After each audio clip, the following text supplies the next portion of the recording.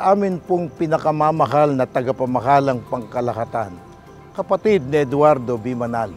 Sa pangunguna po namin ng mga ministro at mga manggagawa, kasama ng aming buong sambahayan, ay buong puso pong nakikigalak sa pagsapit ng ika-15 anibersaryo ng inyong pong mabiyaya punong-puno ng pagmamahal na pamamahala sa buong iglesia.